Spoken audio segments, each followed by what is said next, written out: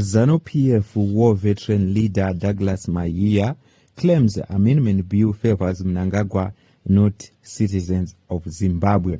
Kusangana kwatunoita hapa pa YouTube channel yenyu Mnangagwa News, where we give you the trending news which is happening in Zimbabwe. If you are new here, kindly support us nekubaya button rakandi subscribe nekutena notification bell kutapatiro poster na udzinenge dzichiitika unowa uri wekutanga kusangana news dzatinenge taisa panapo Mnangagwa News. Today we have a news of Douglas Mahiya. Today vari pamusangano weZANUPF paPolitburo meeting yadedzerwa neZANUPF yavari kuitira paZANUPF headquarters, apo pari kuenda leaders akasiyana siyana emuZANUPF vachigara pasi vachidiscussa nhau dzediscipline muZANUPF pamwe chete nenhau dzekupusha amendment bill number 3 yavo yavari kutenderedza munyika yeZimbabwe. So vaDouglas Mahiya vanga varipo paZANUPF headquarters vasvika vakabvunzurudzwa panhau yekuwedzeredzwa kwemakore eutongi ava Mnangagwa.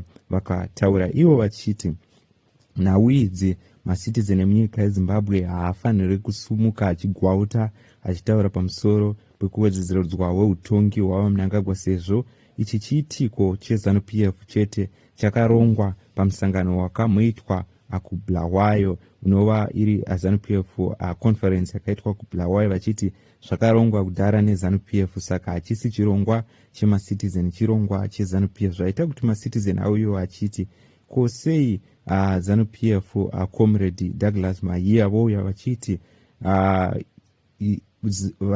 vachiti amendment bill iyi ndeye ZANUPF chete. Ivo macitizen voti ZANUPF haisi Zimbabwe. Zimbabwe inyika inotongwa ichichengetedzwa nemacitizen arimo, saka macitizen anosarudza zvaanoda kwete kuudzirwa ne-one political party. So vanhu vari kutaurawo vachiti pareferendum apa ndipo pane issue yese, ndoikuita kuti macitizen asumuka achitaura, sezvo ZANUPF iri kuti iyo haisi kuda kuita zvereferendum.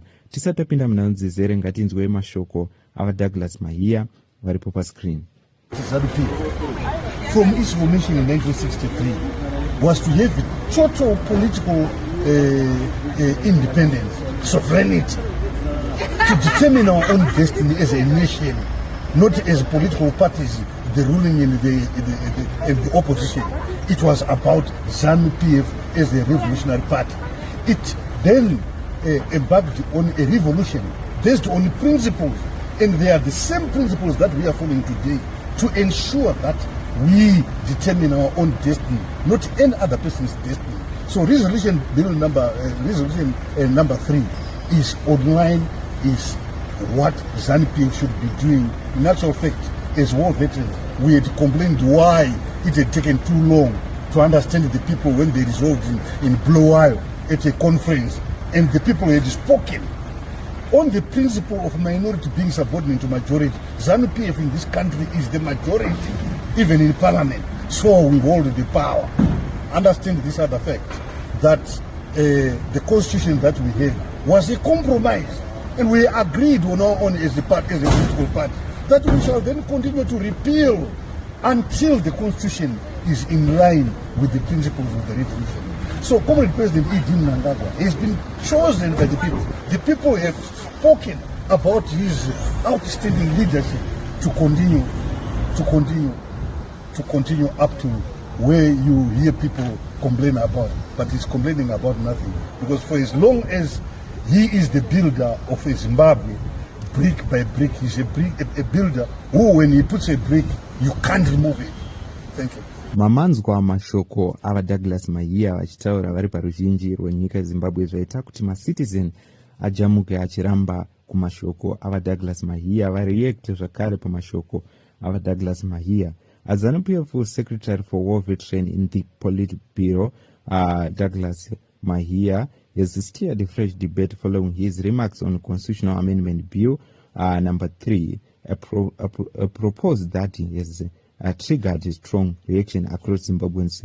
political landscape. Speaking at a recent party gathering, Mahiya reportedly affirmed the amendment as a significant political development within ZANU PF, emphasizing the party's position on constitution reforms and its historical roles in the country's liberation struggle. His comments were interpreted by some critics as suggesting that the amendment aligned closely with President Emerson Mnangagwa's leadership trajectory. However, section of the public and civic voice have pushed back strong, urging that constitutional reforms is a nation matter that transcends party structures in social and community discussion. Some citizens expressed the view that Zimbabwe is not synonymous with any single political organization. ZANUPF is a political party. Zimbabwe belongs to all its citizens, not to one party. Read one widely circulated responding reflecting public sentiment. Critics add that any referendum process linked to Constitutional Amendment Bill number 3 should be open, transparent, and inclusive. The debate has also revealed a reference to the liberation struggle, with citizens point out that the sacrifices made by past generations were meant to secure freedom, including freedom of expression, political participation, and open dialogue. Many say that disagreement over constitutional changes should be resolved through democratic engagement rather than hostility or intimidation. Our political party analysts note that the constitutional amendment often generate intense discussion between their shape government structures and long-term national directive. They emphasize the importance of constructive debate grounded in fact, law, and democratic principles. As the conversation continues, the center theme emerging from both the supporters and critics is the same: Zimbabwe's constitution is a national document, and any proposed changes will require broader public engagement. Whether the Constitution Amendment Bill number 3 advance or face resistance, one thing remains clear: the discussions around its reflection deeper questions about governance, accountability, and relationship between political parties and the citizens themselves. The unfolding debate highlights a key democratic principle. Zimbabweans bigger than any single political party. Its future rests in the collective voice of its people. So zvinhu zviri kuratidza kuti macitizen emunyika yezimbabwe ndiwo ane simba, asi ZANUPF inoda kuedza kuti inoda kuita kunge ndiyo nezvese, asi pachigaro chavari macitizen ari kutaura kuti ZANUPF kuti ive iripo mavhoti emacitizen emunyika yezimbabwe, ndo patiri kutaura kuti referendum iri kudiwa. Macitizen anofanira kutsvaga, anofanira kuita kodzero dzavo dzekuti vasarudze kuti vari kuikurudzira here urongwa huri kuuya neZANUPF. Zvaita kuti vaMahiya vataure vachiti urongwa uyu hwekuchinjwa kwemutemo ndeweZANUPF, kwete kuti vanhu vese vanomira vachiti urongwa uyu takaugadzirisa kudhara pamusangano wakaitwa kuBulawayo. Zvaita kuti paite comment atendera ichitaurwa ichinzi, sorry comrade Douglas Mahiya, ZANUPF is not Zimbabwe, it is a political party. Zimbabwe belongs to all its citizens, not one party. The referendum is a national issue and we have every right to talk about it openly. Our grandfather fought and died for the freedom of Zimbabwe so that we could speak, question, and participate without fear. If you disagree with us, defeat us with ideas, not intimidation.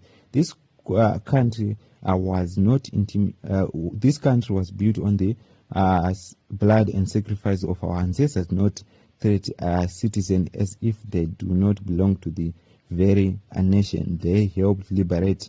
Zimbabwe is bigger than any political party. So muri Zimbabwe ndona iri kutendera ndo mashoko ari kuziviswa pamusoro pechitiko ichi. So ndo zviri kuratidza kuti ndo zvichange zvichidiscusswa muZANUPF, ende tiri kuona kuti nawi vari kuona kuti pasina referendum hapana kwavari kuenda. So ndo zvotaurwa nemacitizen kunzi tsvagai another way yamunga